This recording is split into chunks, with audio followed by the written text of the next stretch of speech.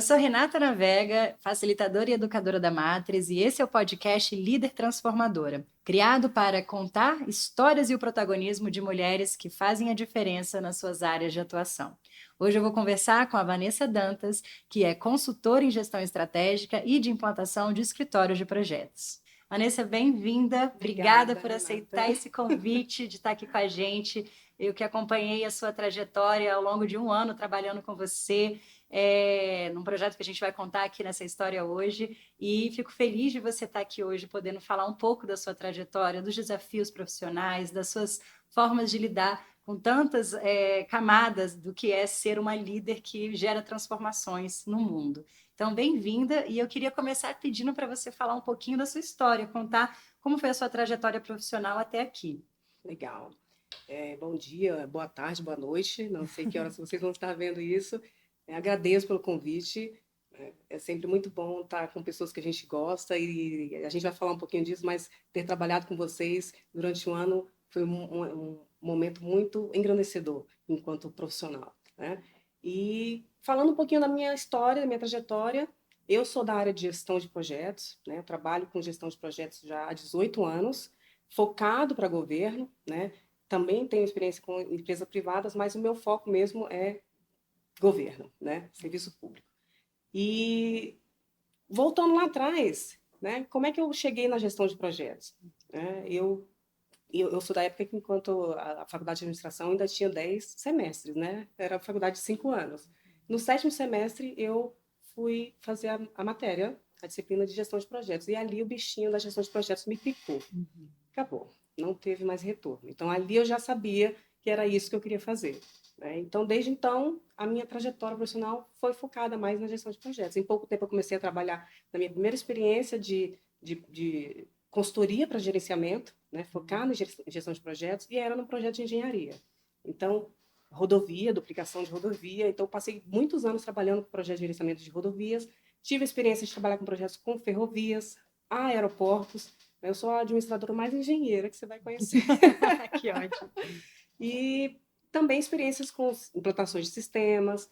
E aí veio o que é o meu queridinho hoje, que é escritório de projetos, né? Então, sou certificada em implantações de escritórios de projetos, é o que eu gosto de fazer, né? Na minha experiência em governo, já tive carteiras de mais de 150 milhões em gerenciamento, né, de projetos, e é isso, basicamente. E como foi que você chegou no Ministério da Saúde e foi trabalhar com gestão interfederativa e participativa para o Sistema Único de Saúde, né? E lembrando que você estava diretamente ligada numa época da pandemia, né? Num contexto que o Ministério e o SUS estavam sendo super demandados, e você estava lá à frente do escritório de projetos, né, dessa gestão estratégica do SUS. Como é que foi essa chegada, né, da engenheira para a área de saúde?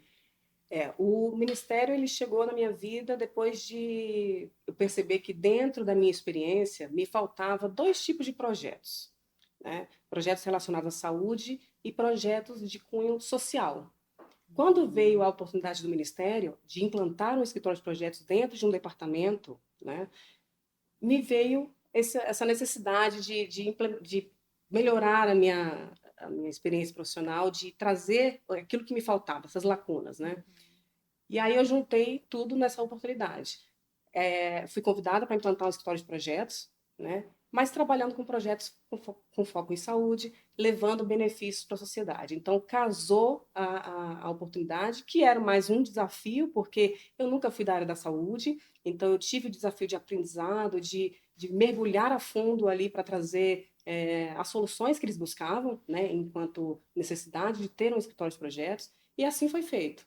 Então, dentro da minha experiência do escritório, foi uma crescente. Então, começamos implantando histórias de projetos, e aí trazendo a expertise de fazer um diagnóstico, entender o que as pessoas entendiam ser um escritório de projetos. Então, a gente começou desde o início, né? Qual o entendimento das pessoas do que é um escritório de projetos? O que elas enxergam que o escritório de projetos vai trazer de benefícios para o que elas executam na ponta, né? Então, todo esse entendimento foi feito para a gente poder fazer a implantação, né? E a implantação do escritório de projetos ela se baseia num tripé: pessoas, processos e tecnologia.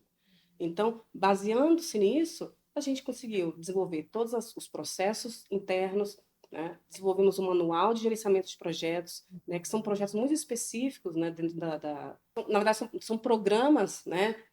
Que envolvem hospitais de excelência, então são projetos de grande vulto, né? De muito alcance para o SUS, focado, né? Em melhoria de processo, melhoria de planejamento do SUS. Então são projetos muito grandiosos. Então o escritório de projetos desse departamento ele precisava ter uma expertise nesses PROADs, que são esses projetos, e nos projetos também de estratégia mesmo do departamento, né? E naquela época, quando você conheceu a Matrix, a gente estava começando a partir de uma demanda nova. Conta pra gente o que estava acontecendo no Ministério nesse início de 2022, nessa transição de 2021 para 2022, quando o diretor na época tomou a decisão de criar um processo participativo com todo o departamento para reestruturar o posicionamento do departamento no Ministério, né? Ele fez uma encomenda de um planejamento estratégico do departamento.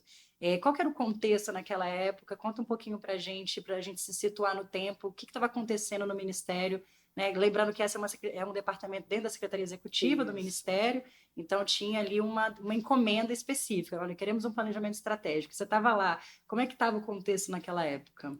Existia um planejamento que era feito anual, muito pontual, né? Eram planejamentos que chegavam a níveis de entrega, e o diretor, na época, ele queria algo maior, algo que saísse da camada de entrega de produtos para entregas de resultados.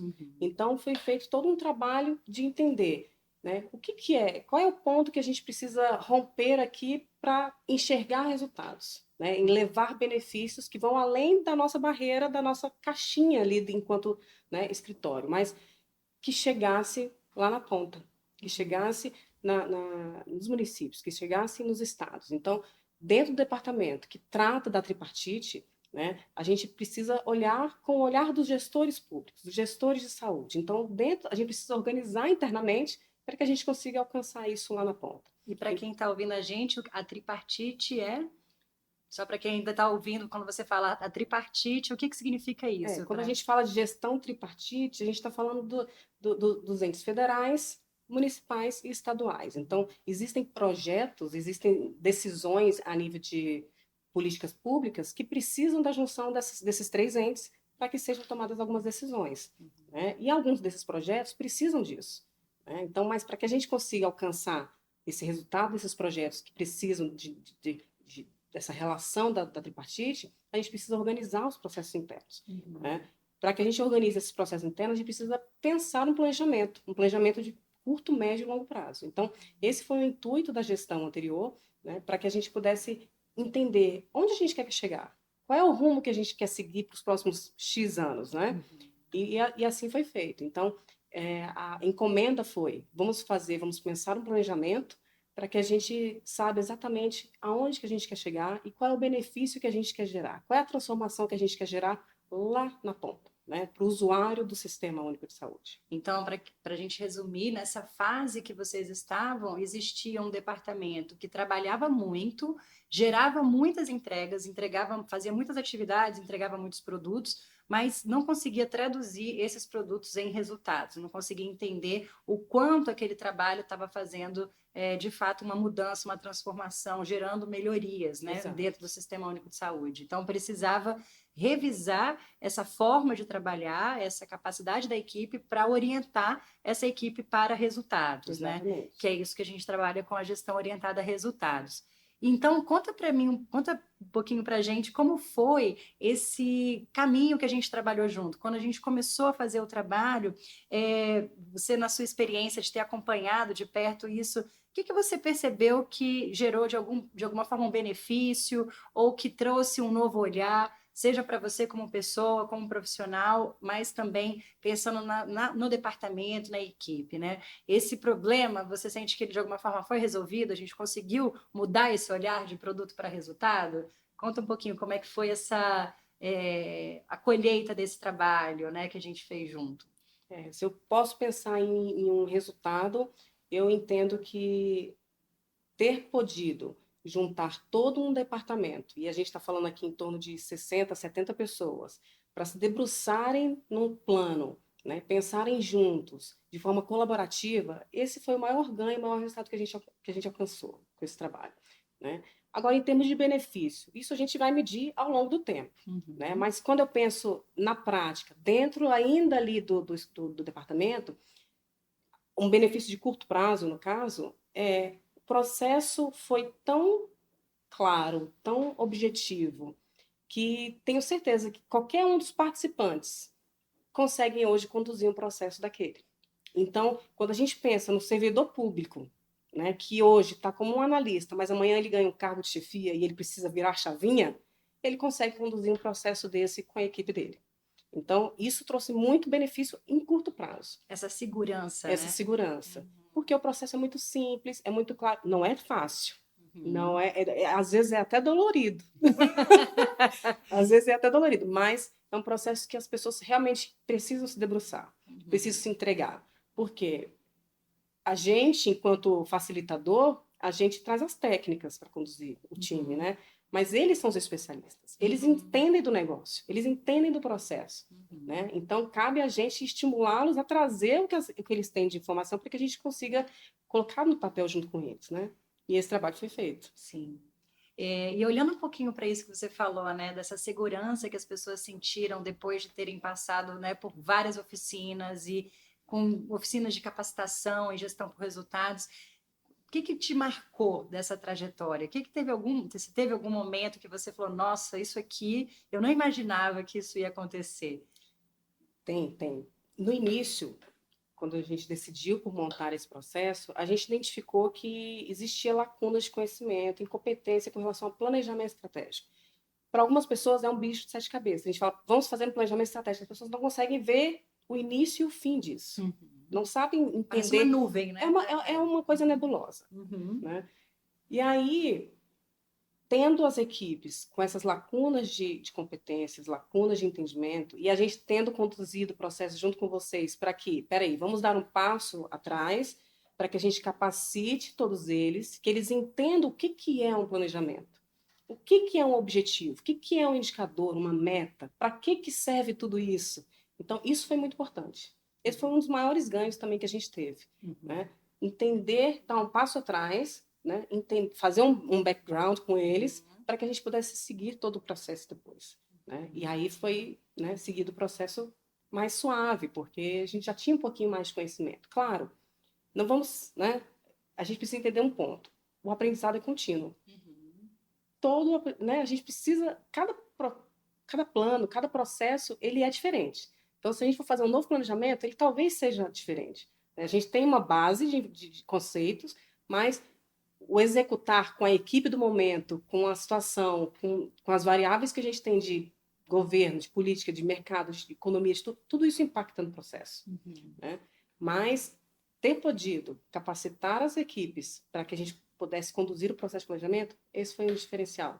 E se a gente fosse olhar um pouquinho, dando um zoom para esses momentos de capacitação, e a gente teve essa oportunidade de estar lá no Brasília Palace, a gente, né, vocês fizeram um investimento de fazer uma oficina fora do Ministério, a gente conseguiu criar um ambiente agradável, né, que foi de trazer estudos de caso com base em situações reais que as pessoas em cada área faziam, né, colocando as pessoas juntas para pensar ainda simulações de resultados, de problemas, antes de partir para o planejamento estratégico do departamento em si, né? A gente teve esse momento antes, né? Como você falou, demos um passo atrás para fazer esse alinhamento. Se a gente pudesse voltar nesse momento, assim, dessa experiência, o que você lembra que te marcou, que te trouxe algum insight sobre gestão por resultados e que você que já trabalha tanto tempo com gestão estratégica, de alguma forma, isso te acrescentou de alguma maneira? Que você consegue lembrar de alguma coisa naqueles processos de capacitação que tenha te marcado? Tudo me marcou, né? Mas o que eu posso identificar ali é da importância de a gente sair do ambiente corporativo e ir para um outro espaço. Isso dá uma clareada. Né? As pessoas saem, porque se você está planejando dentro de casa, vamos dizer assim, o telefone toca, o e-mail chama, alguém chama, então você dispersa, você sai, você não se envolve completamente no processo. Então, um ponto positivo de toda a condução foi a gente ter podido sair do ambiente do dia a dia, né? E estar em imersão, todo mundo em imersão em um outro ambiente, um ambiente neutro, né? E ali o ambiente era lindíssimo, né? Junto à natureza, todo mundo, né? E aí todo mundo junto. Ali a gente conseguiu se desvincular das obrigações do dia a dia, né? E mergulhar completamente no processo. Então isso realmente foi um ganho muito grande. Legal. E eu fico imaginando depois que um processo como esse, que é tão íntimo, né? Porque a gente entra num contato assim, aonde a pessoa consegue entender e sair de uma visão e vai para outra, e aquilo muda o resto da vida, né? Isso que você falou, qualquer um que hoje tiver que fazer um novo planejamento, ele já vai fazer num outro patamar de qualidade, ele não volta mais no que ele, porque ele aprendeu de fato as técnicas e sabe fazer diferente hoje. Eu fico pensando o que acontece depois, né? Depois da gente o grupo precisa seguir, e aí vem turbulências e novas mudanças. Isso. Então, o que você percebeu depois desse processo? Né? A gente concluiu um processo de capacitação, fizemos uma revisão do planejamento estratégico, gerando um novo mapa estratégico. Isso. Foi 100% participativa a construção dele, né? Cada redação ali foi por consenso, não teve votação. Exato. A gente conseguiu chegar num mapa estratégico atualizado, com novos indicadores e metas, e um plano de ações bem robusto para dar conta de todo aquele mapa. E como foi para vocês depois, assim, os processos de dar seguimento a isso? Quais foram os desafios que vocês enfrentaram depois que o plano foi estruturado e aí vem essa fase de implementação?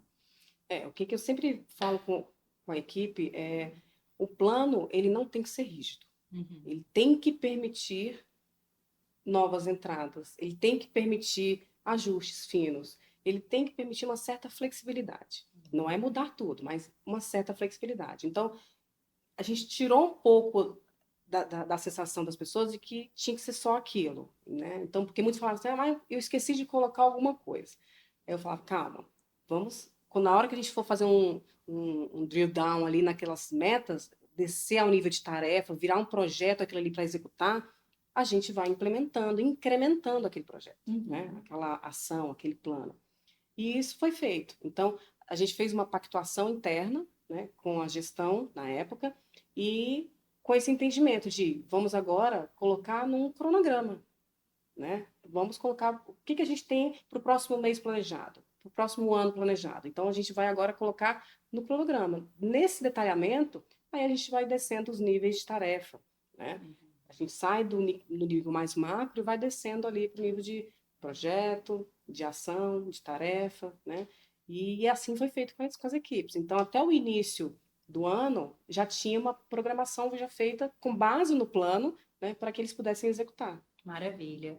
E como foi essa troca de governo? Como é que isso de alguma forma impacta também, né? Porque a gente sabe que no setor público a gente tem mudanças de gestão Sim. que acabam gerando impactos significativos nas estruturas, né? E aí eu sei que a gente tem uma resiliência dessa equipe que segue aí com um trabalho de qualidade que foi feito, mas as estruturas estão se redesenhando, né, na esplanada, e eu imagino que no Ministério da Saúde não esteja diferente, né? Da mesma forma, né? Toda mudança de governo, ela exige uma pausa para olhar aquilo que foi feito, né? Trazer as novas expectativas, as diretrizes de gestão e realinhar para poder conduzir novamente, né? Quando a gente fez o planejamento lá atrás, a gente tinha algumas lacunas de entendimento, de conhecimento da equipe, era a parte técnica. A equipe que chega agora, ela tem lacunas não de competência, às vezes elas já têm essas competências, mas elas não têm o entendimento do que foi feito. Então, eles dão sempre essa pausa, olham todo o mapa, veem o que está posto ali. Muitas coisas em termos de estrutura do Ministério mudou também, né? Em termos de alcance, né? De responsabilidades. Então, novas atribuições entraram no departamento, então tudo isso precisa ser reformulado, né? Então, é a hora de analisar as novas expectativas de gestão, verificar as diretrizes de governo e realinhar nesse plano, né? Acho que todo plano ele não é perdido, né? Ele só é melhorado. Então, o ponto agora é melhorar o que está posto e tocar o departamento, né? Sim. E Vanessa, conta pra gente um pouco sobre como você vê esse legado técnico, né, das ferramentas e técnicas que a equipe desenvolveu e que traz como legado para essa nova gestão no Ministério da Saúde, né? Dentro dessa visão da gestão estratégica do Ministério que você atuava, o que você vê como legado desse trabalho que foi feito? Todo o trabalho que foi feito e o aprendizado a partir das técnicas que vocês levaram, em termos de como conduzir uma oficina, como fazer um processo colaborativo, né, para a gente pensar junto, vamos fazer um brainstorming aqui, como que foi isso, né? Como que conduzir o processo de planejamento por etapas. Então, a gente fez blocos de construção, né? Todas essas técnicas utilizadas, isso não se perde. A equipe que continua à frente, ela entendeu todo esse passo a passo, né? E ela vai utilizar isso nas novas, né? Nos novos ciclos de planejamento que vão acontecer. Então, isso não se perde, pelo contrário, se aprimora. Você até falou assim, em algum momento, né? Que a gente aprimora o processo. Eu aprendi aqui, mas agora eu trago o que eu aprendi com um pouquinho mais que eu aprendi do outro lado, então a gente junta isso aqui e incrementa o processo. Né? O aprendizado ele é contínuo, né? Então não se perde. Todas as técnicas e ferramentas que utilizamos para o planejamento, ele vai ser utilizado, vai continuar sendo utilizado, implementado, né? E trazendo as novas tecnologias, as novas opções que o mercado traz também. Então, eu costumo dizer que a gente não tem que ir com uma única metodologia. A gente pode trazer o que tem de melhor e o que encaixa para o nosso cenário, né? Para as pessoas que estão ali no nosso cenário, para que a gente conduza aquilo da melhor forma. A mesma coisa para o escritório de projetos. Então, quando a gente fez a implantação do escritório de projetos, baseado naquele tripé de pessoas, processos, tecnologia, a gente também pensa nesse ponto. Então, o que a gente pode usar para melhorar o andamento dos projetos? O foco são pessoas. Eu posso ter a tecnologia mais robusta, mas se eu não tenho um processo feito, bem pensado, e se eu não tenho pessoas capacitadas para conduzir aquele processo, qualquer tecnologia que eu tiver ali, ela não vai ser utilizada, ela vai ficar defasada em pouco tempo. Então, quando a gente para pensar que eu posso ter técnicas e ferramentas, mas que eu não estou olhando para o meu ponto principal, que são pessoas, eu acabo dando muito enfoque para o meio, né?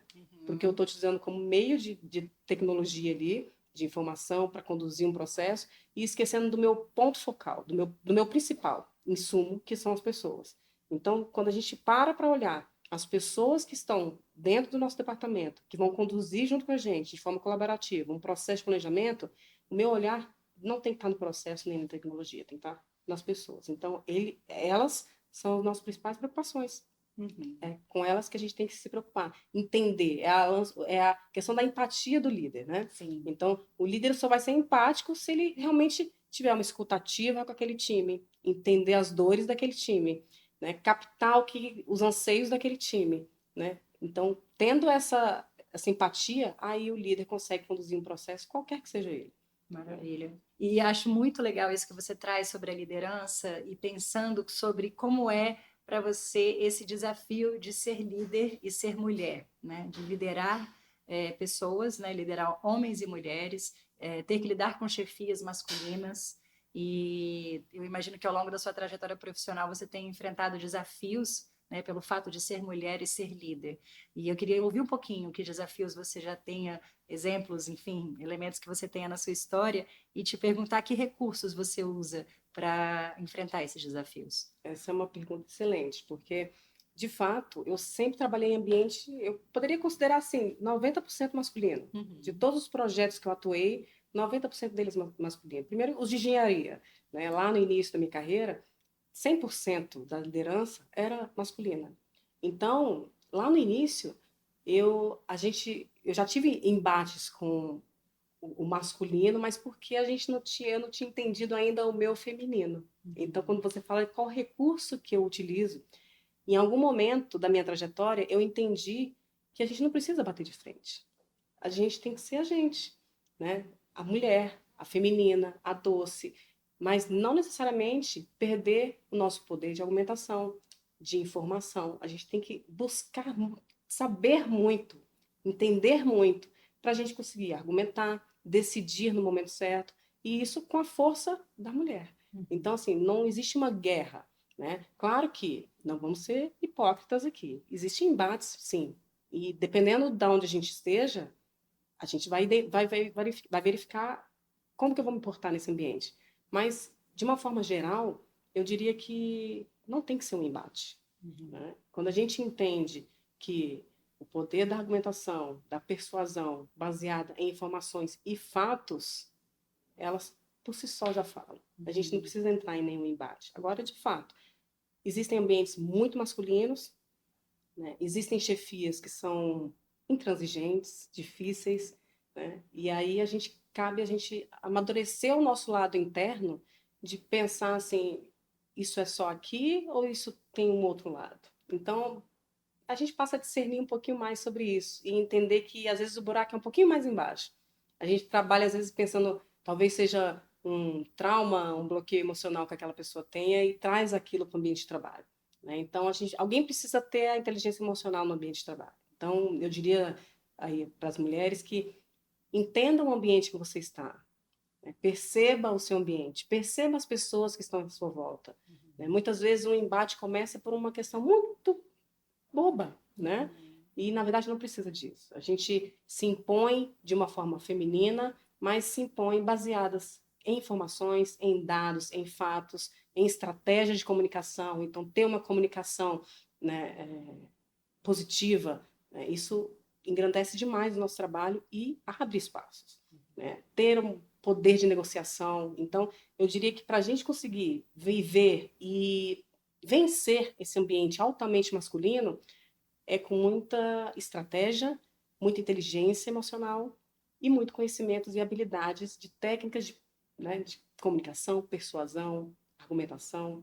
Você Né? falou uma coisa que me chamou a atenção, que é abrir espaço. Você sentiu que, por ser mulher, você teve algum espaço que não foi aberto para você, ou que foi mais difícil do que teria sido para colegas homens? Isso, com certeza. Isso existe. Né? Isso existe. Então, não adianta a gente dizer que numa competição entre homens e mulheres para determinado cargo que é entendido como um cargo masculino, não tem essa questão. Existe, isso existe. Né? Mas eu acho que com competência e persistência naquilo que você acredita, naquilo que você quer para a sua profissão, né? Você consegue alcançar qualquer posto, qualquer função, qualquer cargo. Né? Tudo isso é possível. Uhum.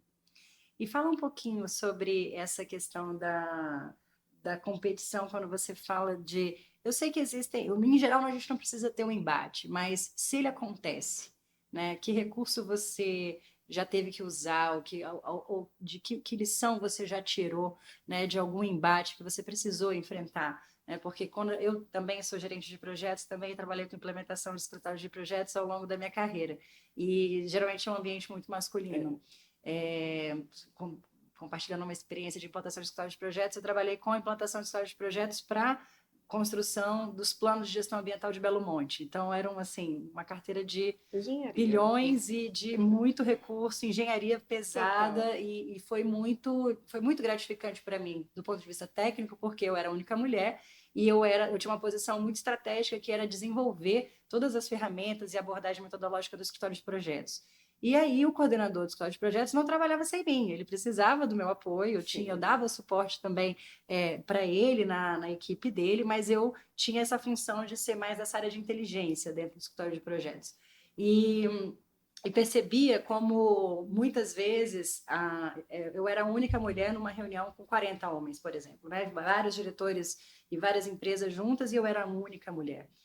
Ou uma ou duas mulheres, né? Então tem essa coisa da vestimenta, do olhar, da forma como as pessoas te olham, né? Eu era muito mais nova, isso já tem muitos anos, então tem uma coisa da nossa idade, da nossa postura, e quando você vê, muitas vezes eu vejo que muitas mulheres tentam se tornar mais masculinas para conseguir dar conta, né, daquele ambiente.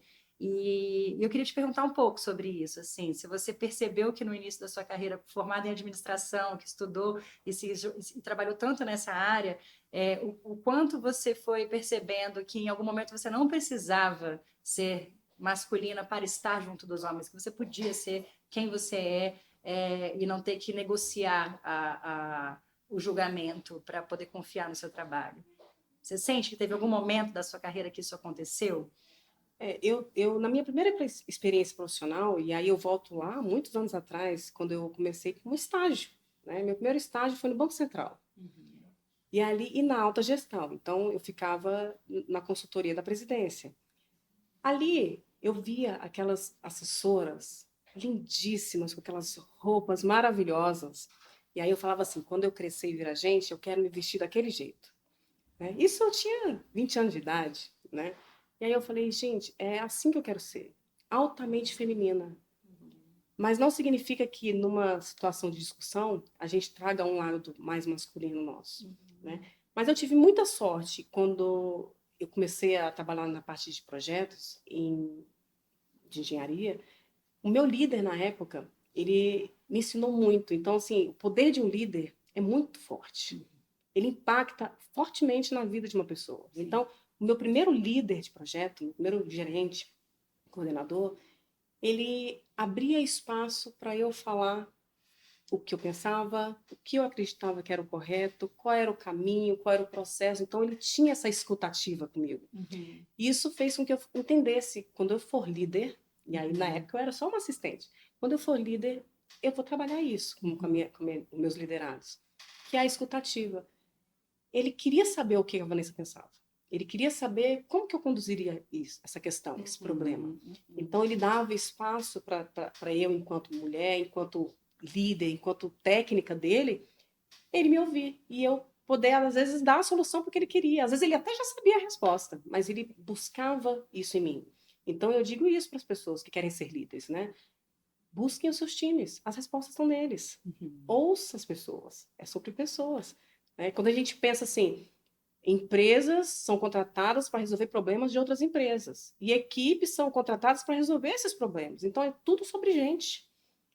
Né? É gente resolvendo problemas de gente. Sim. Né? Então, quando ele me deu essa abertura lá atrás, e eu entendi isso, e depois dele vieram outros chefes que não davam esse mesmo espaço, eu comecei a entender a diferença de uma liderança, né, mais autocrática, de uma liderança mais de servidão mesmo, de estar junto com a equipe, de entender, de delegar quando precisar, de descentralizar, que faz total diferença na condução do time e nos resultados que esse time traz.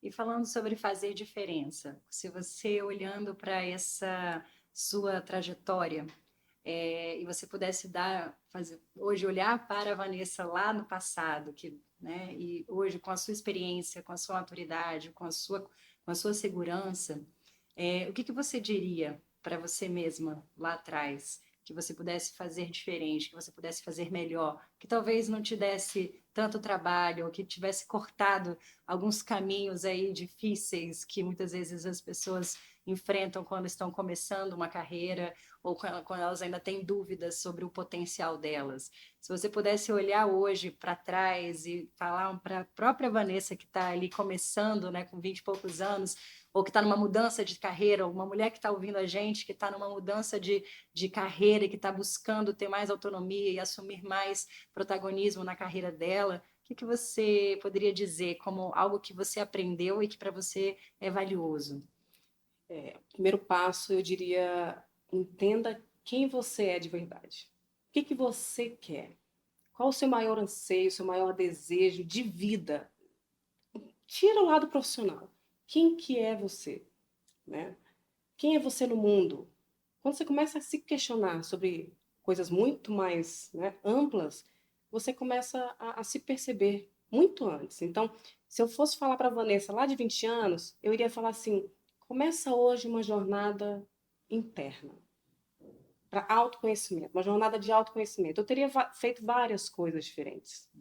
Claro, toda a minha experiência me trouxe para quem eu sou hoje, perfeito. Mas eu poderia ter feito coisas diferentes se eu tivesse tido acesso a coisas que eu tenho acesso hoje. Né? Então, o primeiro ponto é: entenda quem você é. O que te faz feliz? O que te faria feliz? Né? Pensa assim no futuro. Daqui a 10 anos, como que eu quero estar? Profissionalmente, pessoalmente, fisicamente, espiritualmente, saúde, tudo. Como é que eu quero estar? Né? Não vai deixar a vida me levar, porque isso não funciona na vida real. Né? Trace estratégias, pense futuro, mas execute, viva o presente. Né? Viva o presente. Então, assim, eu não me arrependo de nada do que eu fiz, porque eu não vivo no passado. Eu olho sempre para frente, mas eu vivo o presente. Então, assim, eu agradeço a tudo que me aconteceu em todas as experiências, boas e ruins, mas elas me trouxeram para quem eu sou hoje. Mas de hoje para frente, eu faço diferente, porque agora eu faço olhando o eu, o interno. Isso faz total diferença. E olhando agora para a experiência de quem está entrando, por exemplo, numa capacitação de gestão por resultados, ou que vai aprender técnicas novas, essas técnicas que a gente desenvolveu junto com a sua equipe no ano passado, olhando agora para esse ano que a gente trabalhou junto, o que você hoje, depois de ter caminhado com a gente, poderia trazer como um recado para você mesma para ter aproveitado ainda mais essa experiência? Será que tem alguma coisa que você diria assim, olha, isso aqui, faz isso, ou concentra nisso, ou cuidado com isso, olhando um pouquinho para a experiência de capacitação com essa experiência que a gente viveu junto, trabalhando junto no ano passado? Eu diria assim, vamos aprender a desaprender para aprender novamente. Sim. Então, é tirar a mala pesada de coisas, conceitos, tudo que a gente traz de trás e que trava a gente para aprender. Então, tirar, se desarma, né? Quando vai entrar num processo novo de construção, de planejamento, se entrega 100% naquele processo. Viva aquele processo como se fosse assim, dia 1 da aula, da faculdade. Estou aqui para aprender. Então, quando a gente entra com a cabeça de vou aprender, eu vou sair daqui diferente do que eu estou entrando, muda completamente, né? Sim. Muda completamente a sua entrega, muda completamente a sua energia com todo o time, né? Então, eu diria isso. Aprender a desaprender para poder aprender novamente, ou aprender algo novo, né? Seria isso. Maravilha. Ai, muito obrigada. Nossa, adorei poder te ouvir, saber mais desse seu olhar interno, sobre como você se vê, sobre o valor que você traz sobre você mesma, né? Eu venho refletindo muito sobre isso e acho que esse é um recado para todo mundo que está acompanhando essa conversa, que me toca muito quando a Vanessa fala de como é importante você se conhecer e se valorizar para, a partir de quem você é, você construir como você quer atuar profissionalmente. Não é a profissão que domina a sua vida, é você que domina a sua profissão, e as suas escolhas profissionais elas têm que estar alinhadas à sua realização pessoal, né? Então isso é muito inspirador ver você, né, incorporando esses valores e trazendo isso na sua vida, e que a gente possa seguir inspirando mais mulheres a continuarem ocupando seus espaços e abrindo mais espaços para mais mulheres. Isso aí já pode ser tema para um próximo Mesmo. podcast, né? É Muito verdade. bom, É verdade. obrigada. Mas quando você fala de a gente não é a profissão, e de fato, nós não somos a nossa profissão. Então, se você quer mudar de profissão, independente da idade que você tem agora, você pode. Claro. Você tem uma infinidade de possibilidades, né? Então, você não é a profissão que você está, você não é a faculdade que você fez, e você pode todo dia começar de novo. Então, se for para deixar um recado, é exatamente esse. Pensa o você como ser humano e o que você quer para você. O que vai te trazer feliz? O que vai te fazer feliz, né? E é isso. Se for para trocar, troca. Para mudar, muda. É Mas para isso. melhor, né? Que seja assim. Vanessa, conta pra gente se você tem alguma prática que você costuma fazer que te reenergiza, que te recarrega quando você está precisando, né? Você que enfrenta aí vários ambientes masculinos e às vezes tem que lidar com, né, com lideranças e chefias um pouco autoritárias. Conta pra gente qual que é a sua prática de autocuidado que você tem usado para te ajudar. Eu vou contar um segredo aqui para você, Nata. Durante o dia de trabalho, pode ser até dentro do próprio escritório, eu tiro aqueles minutinhos ali na minha mesa mesmo, faço uma mentalização, faço uma respiração. A respiração é a chave. Ó, anota isso aí. Hein? A respiração é a chave, é o segredo para mudar sua energia, muda seu pensamento, muda, inclusive, se você tem ansiedade, inclusive. Uhum. Então, assim, se você está se sentindo ansioso, se você está num ambiente muito carregado, entra numa reunião, sai outra, aquelas reuniões pesadíssimas, né? Dá aqueles 5 minutinhos, é o que basta para você voltar para si, né? Respirando, se concentra, fecha os olhos, respira fundo umas 10 vezes. Ó, você está pronta, você está nova. Eu comecei a fazer isso e eu vou te falar, funciona. Então, para tudo. Então, se você está no momento em casa, se sentindo ansiosa por qualquer motivo que você às vezes não sabe nem o que é, para. Não continua esse pensamento. Então, para, respira, se concentra em você, é o abrir espaço para silenciar a mente, que eu digo, né? Então, comece a silenciar a sua mente. Às vezes a gente está com a mente muito poluída, fica aqueles pensamentos que não param, até antes de dormir, né? Muitas vezes a gente está com aqueles pensamentos turbulentos. Vamos silenciar a mente. Como que a gente silencia a mente? Respirando. Então, trabalhando a respiração, a gente consegue silenciar a mente, ouça a sua respiração, né?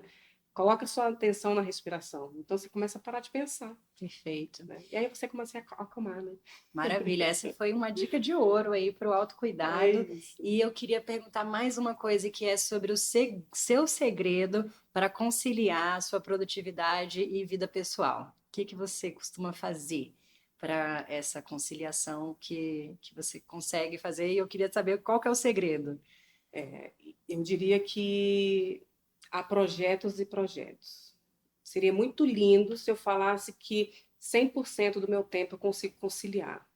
Às vezes isso não é possível. Mas qual que é a tendência? Um bom líder, ele precisa aprender a descentralizar. Então, eu tenho lá meu to-do list para hoje. Eu tenho que fazer tudo aquilo para eu ser produtiva, né? Eu que tenho que dar conta de tudo aquilo, às vezes não. Às vezes eu consigo delegar, às vezes eu consigo descentralizar. Eu preciso aprender um bom líder, ele precisa priorizar a sua lista, né? O que de fato Pareto não veio à toa, né? Então assim, 80-20 na minha lista. Qual que é o 20% da minha lista que vai trazer o resultado do meu dia? Ou que vai trazer um resultado para aquela ação, daquele projeto naquele dia? Então, foca nisso, prioriza, né? Claro, tem projetos que vão demandar um pouco mais da sua atenção, do seu tempo, mas é só um trabalho, é só um projeto, não define você como um todo. Então, você tem outros braços para atuar, né? O trabalho é só mais um. Então, a gente precisa aprender a soltar um pouco, né? Existem muitos líderes que são muito bons, mas eles se perdem na centralização. Então, acaba perdendo seu tempo, perdendo momentos importantes de pessoas da equipe que poderiam executar aquilo e ele ganhar com tudo aquilo e ele não ganha porque ele quer segurar como forma de poder, como forma de manter o status dele. E, na verdade, isso é uma bobagem, né? Se descentralizar, né? Fazer o que tem que ser feito naquele dia. Não significa fazer a lista inteira e nem tem que ficar se culpando, se sentindo fracassada se não conseguir. Amanhã é outro dia e a gente vai fazer o que tem que ser feito. Então, foca no 80-20 aí que vai dar certo. Maravilha, excelente. Bom, esse foi mais um episódio do Líder Transformadora. Se você gostou dessa conversa, deixa o seu like e coloca aqui uma pergunta nos nossos comentários. A gente vai adorar seguir essa conversa com você. Conversa com você. Conversa com você.